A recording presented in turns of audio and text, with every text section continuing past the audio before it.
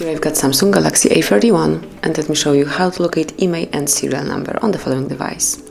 So at first we will open both numbers through the secret code. To do it you have to click on keypad and now enter the secret code, which is *#06#. And as you can see right here, you've got both IMEI numbers assigned to your Samsung Galaxy A31, and here a bit lower you've got the serial number. Tap on OK to go back, and now you can also open those numbers through the settings.